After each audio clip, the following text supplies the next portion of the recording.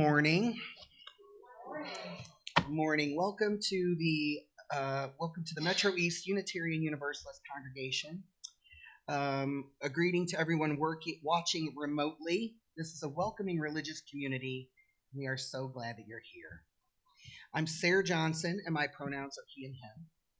I have been a member of this congregation since 2007-ish. I have helped plan events and fundraisers. This MEUUC is located in Glen Carbon, Illinois, spiritually led by the Reverend Dr. Claudia Hall. We gratefully share sacred space with the Edwardsville Masonic Lodge. We welcome everyone to this home of comfort, spirit, justice, and hope. We are Unitarian Universalists. We begin this service with a prelude by our pianist, Joy Heff.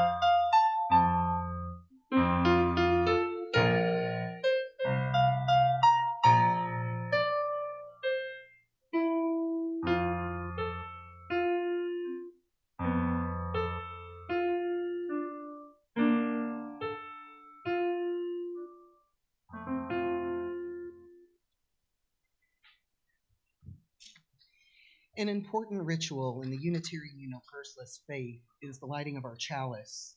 Unitarian Universalists have many different interpretations of the flaming chalice, including light of reason, the warmth of community, and the flame of hope. If you're watching elsewhere and you have a chalice or a candle, please light it now as we join in saying the unison words.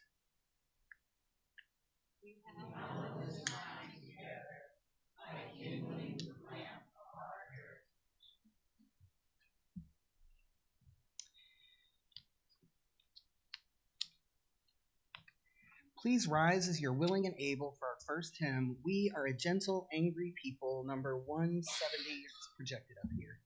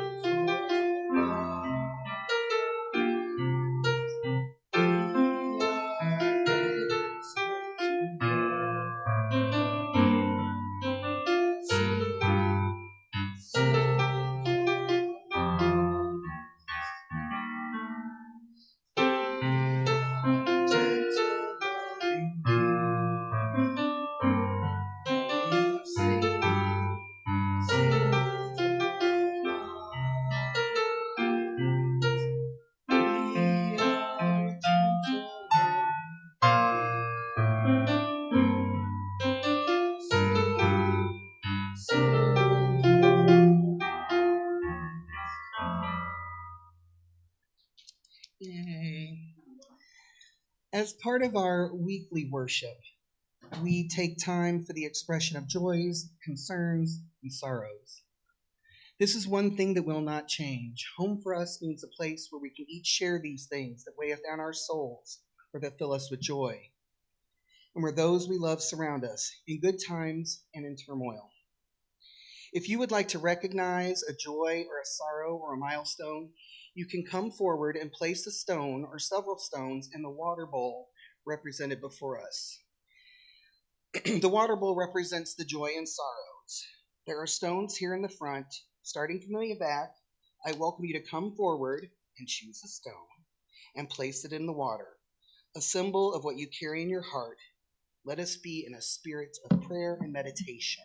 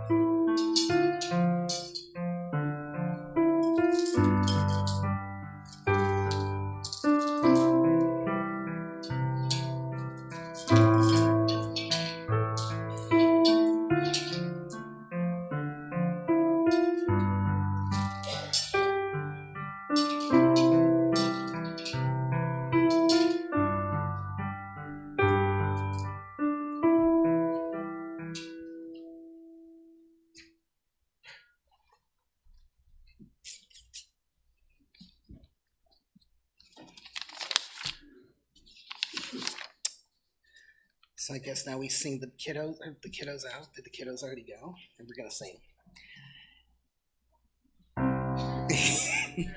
Need your journey. Love and hope go with you. Love and hope go with you. Learn and grow. Yay. Yeah. It's a day. So my lovely daughter was going to be reading today, but she's not feeling well. So I'm going to read to you an old something that I wrote a long time ago. But I think it'll fit into the sermon.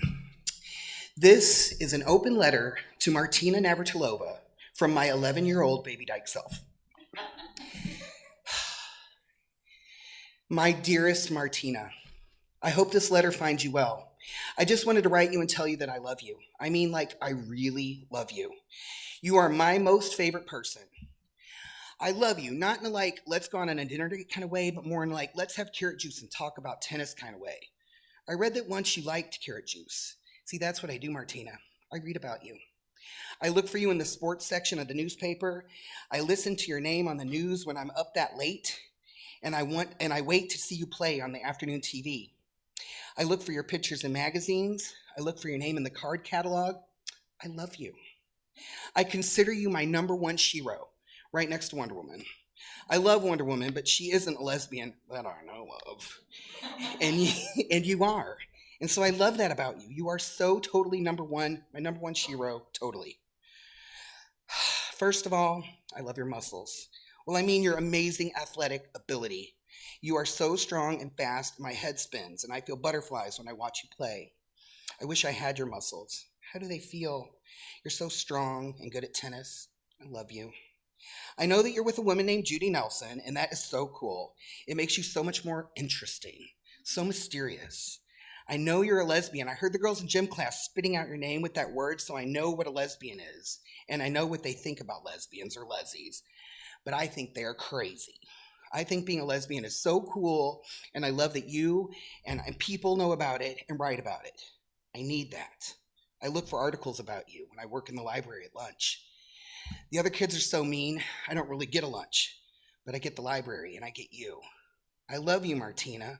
I wish you were around here. I wish that I had your real phone number. Last week, Bridget Donovan, the most popular girl in school, saw your name in a heart on my blue notebook. And she said if I told anyone that I had a crush on Alex Gonzalez, by the way, who's really mean and sweaty, she would give me your phone number. Well, I did tell everyone that I had a crush on Alex Gonzalez, and it turns out she was lying, playing a joke. Whatever. I still love you, Martina, and I wish I had your real phone number because we could talk about Czechoslovakia, because I know you're from there. I read that about you. I read all about Czechoslovakia. You know, I have this dream that I'm being picked in gym class, as usual, and Bridget Donovan and her friends, and then you appear as our new gym teacher, and you say, birth name, come here. You're such an amazing athlete. I need you on this exclusive lesbian tennis team. And all the kids in my class can't believe it. And you take me over to this place in the gym, and I get like an official uniform and a fancy racket, and you take me to lunch in the cafeteria. And instead of having food thrown at the back of my head, everyone wants to sit with us. And I am king with my new best friend, Martina Navratilova, only for a day. A king and popular and accepted. So thank you, Martina Navratilova, just for being who you are and being visible and being a lesbian. I love you, and I hope you win Wimbledon. XXO. Birth name, birth name, birth name. Thank you. So I've had the joy and pleasure of being a lifelong queer person. I am culturally, sexually, politically, socially queer. I live and participate in the dominant straight culture by default. Now, I love my straight friends. I do. I'm just not a big fan of straight culture. As long as I can remember, I identified under the LGBTQIA umbrella. From my early days as a lesbian, a baby dyke, cutting my teeth on the hostile landscape of the Reagan Bush era with my tools, queer education being the library, an occasional after-school special, some music like the Indigo Girls or Melissa Etheridge, Erasure, Pansy Division, the Quakers and their gatherings, the ACT UP, the Queer Nation, and as I got older, the ways I gathered information about myself and my people were from gay bars that were basically community centers, the Lesbian Avengers, the yearly pride festivals and parades, visible declarations of queer pride and joy. We found each other. The Gay News Telegraph, the Les Talk, the Vital Voice, our community occurred in person, at potlucks, and in bars. I think about my young queer life fondly, and the nostalgia comes in smoky waves. It's like back on the dance floor at Attitudes, circa 1989. On the edge of not even 20, disco high heels spraying down mirrored light, the bull daggers and studs leaning over the meat rack, hoping and wishing for a U-Haul first date. We were all reeking of CK1 and Marlboro Lights, the queer boys and girls dancing and dancing and dancing until spent. No worry of a viral video being caught in a dancing movement. Hell, most of us didn't even have cameras. There's only a handful of pictures to even prove that I was there. About 19 years ago, I began my transgender journey. Now, I'm not a transgender person who knew my whole life that I was a transgender person. I didn't really feel like a boy. I felt like a butch. I never hated being a woman. I never hated being a woman. I love women, and I love that that is part of my history. I just knew that I was more masculine than my lesbian peers. And my God, I wanted a beard so bad. I loved being a lesbian, though, and the community and the culture around being a lesbian, chef's kiss, flannels, U-Hauls, potlucks, incestuous dating, the Girl Scouts. I love it. I mourned leaving the lesbian community before I had a drop of testosterone running through my veins. I didn't know any trans people, and I certainly didn't know very many men, but I knew queer culture. And with that basic knowledge and love and support of my friends and my chosen family, I moved forward. I began navigating my life as a queer man, and I slid on over to the T. I embraced it. I professionally embraced it. It became a huge part of my identity, so much so that I took my identity on the road with a mighty cast of other transgender characters and some good cis folks. And we helped shine a visibility beacon of T in the Lou, at least for a while. Before 2017, there was an island that we built in the Lou. It focused on visibility and joy and educating folks about us. And we had plenty of our own harm and hurt, but it was an island of transgender and gender nonconforming people where there was not once an island.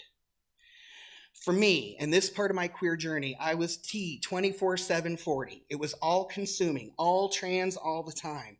So much joy and absolutely exhausting. It's very strange to have people love and hate you without knowing you. It's an odd place to be. Shortly after T became my number one identity, the B for bisexual, then the G for gay soon followed. It was exploratory and delightful and an adventure, both familiar and different for me. For all the celebratory queer culture that I love being part of, I was wrapped in the flags of my people. Part of my life journey has been to create and casually write, especially after Sharona's death. My retirement from the intensity of identity-based movement work took a year off. I traveled, and I wrote intentionally. I write because I'm an artist. I write because I don't see myself reflected. I don't see my friends and my family reflected in media in ways that resonate with me or feel good. That's why I seek out places like this, UU churches and congregations with a variety of narratives. We are all centered and valued. Once I broke up with social media, I still felt the need and desire to reflect and write, and it has become the skeleton part of a 3-part memoir, a story. The first one is called Shades of Blue, and the first story I'm going to read to you is Pink Pony Club. I wanted to share this snippet in this congregation because I believe that places like this, Edwardsville, Glen Carbon, Illinois, need people like us. At the very least, we make things more interesting. Pink Pony Club. I often think about what it would have been like without the plague. On the basic queer level, I would have way more boyfriends and lovers to choose from.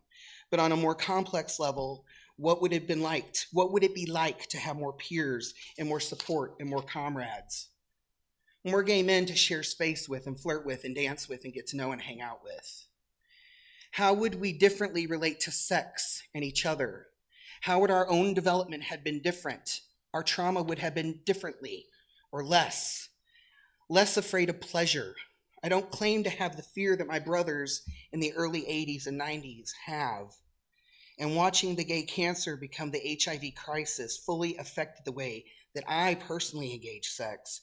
And it has made a combination of caution and tenuous pleasure. Pink Pony Club was this summer's anthem for myself. I heard it from my 24-year-old queer daughter, and it's a delightful frenzy of musical color and celebrations, of all things liberated and dreamy. It's an anthem of celebrating the beautiful layers of a Midwest American, a basic queer citizen, shooing away shame and allowing the dance to happen. I'm grateful that I survived the plague. I'm humbled by the experience. It has shaped me in how I take up space. I've unpacked some of the shame and fear that the media filled with my little brain.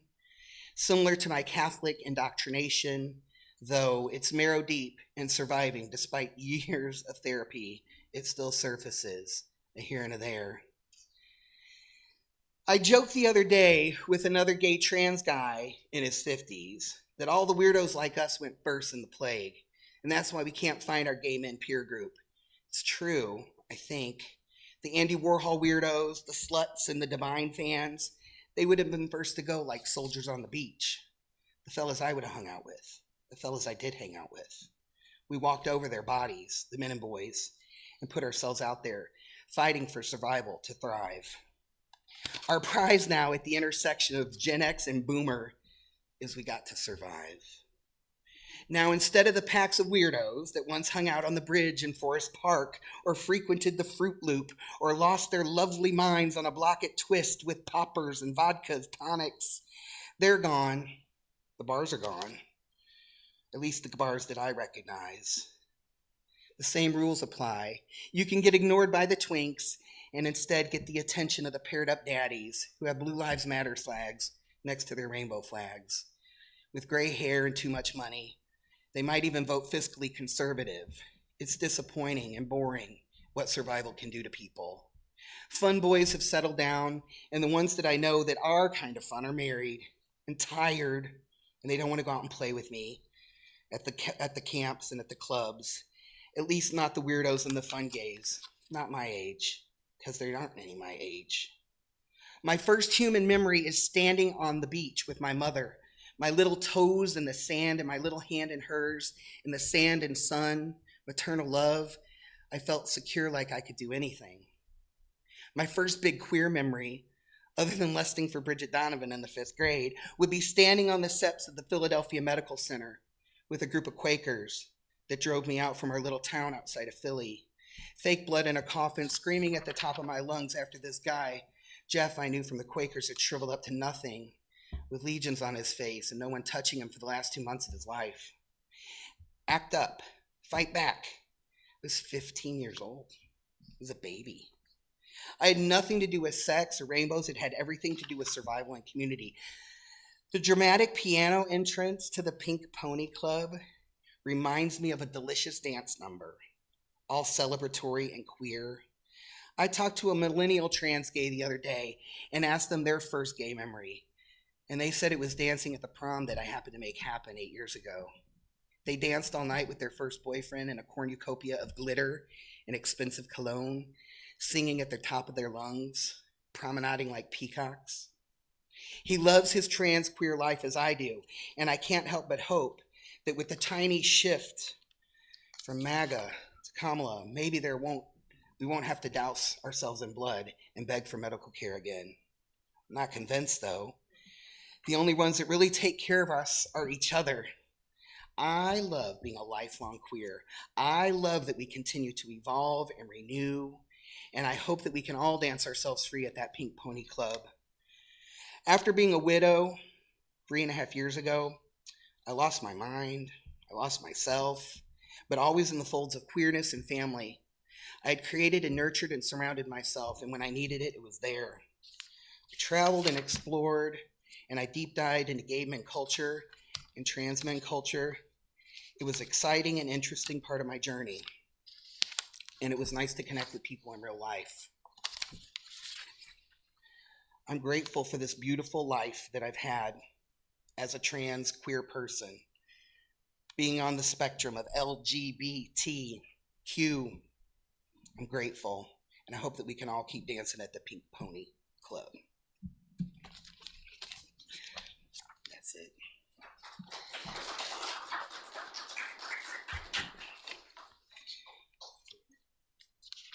Oh yeah, I got more stuff to read here. Let's see. Please stay seated for our next hymn, right? No, yeah. When I Am Frightened.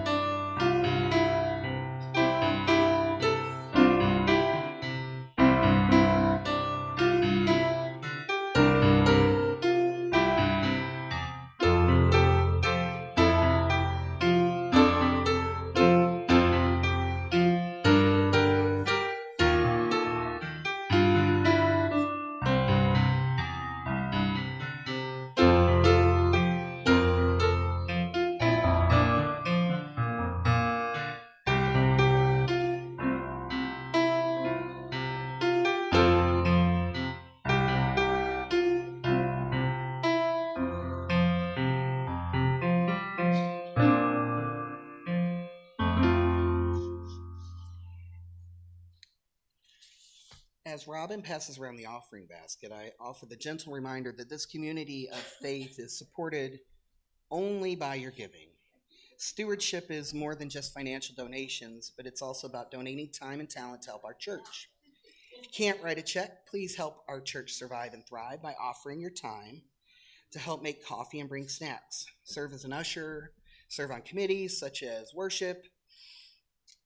Please donate all you can of your time and talent. All are needed for this church to prosper. You can also mail your financial gift to the First Unitarian Church in Alton at Post Office Box 494, or you can give electronically through the Gively or PayPal links. They're on the church's webpage. If you're willing to donate your time and talent, please contact a board member. Let us know what you'd like to do. Give what you will and what you are able, for you are a generous people. Please join me with our offering prayer. May this offering equip us to inspire love and seek justice. Announcements. Whole slide full of. There we go. Wow. No breakdown today. Hallelujah. But we do have to break down next week. Lots of things happening. You can go to the next slide. Yeah. I want to thank everybody for who helped in the last couple of weeks with just about everything that we've been doing. And in retrospect, they're way too much in September. Yeah. Right. Way too much. So we obviously will pare that back next year.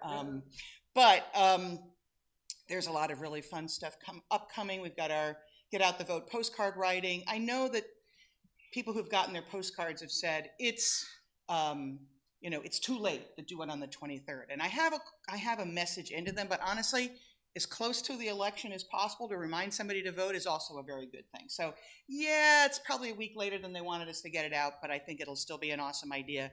If you've gotten postcards from Moms Rising, postage is there. It's all pre-addressed. All we need to do is write a couple of lines to remind people to get out the vote, and we're good to go. So it'll be really easy to get through the number of postcards we have.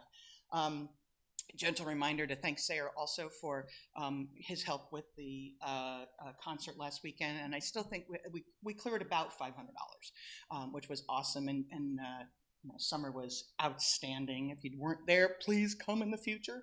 Anything else? Don't forget. Go ahead. On the 12th, there's a multimedia concert at Elliott Chapel with Jim Scott, who is a singer-songwriter. He's going to be at Elliott Chapel on next Saturday. Mm-hmm. And there's tickets for $20. $20. Okay, yeah. good. And if anybody can help with Goshen Market, need some volunteers to just give out books and meet and greet. Yeah. I may or may not be able to make it. I have something at noon that I have to do, but I might be able to get there from 8 to 10, although that means I have to get up really early on Saturday. It's the only day I sleep in.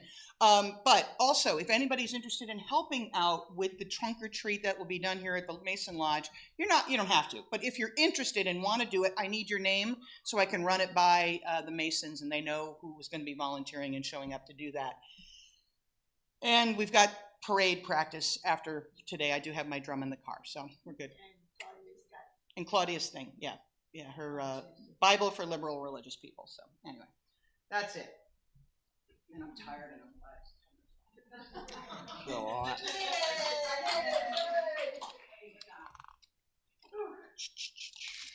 Let's see here. I invite you to join me in reciting the prayers. I extinguish the chalice. Where's the thingy? Just blow it. I don't know, just blow it. All right. The light of truth cannot be put out. We are the keepers of this flame until we meet again. Yay. All right. As we come to the end of this service, a live stream will end, and we're going to be playing the video Pink Pony Club. You can follow the link online. We can't play it through the thing, but we're going to play it here. I will close out with one of my favorite quotes from Lady Phil.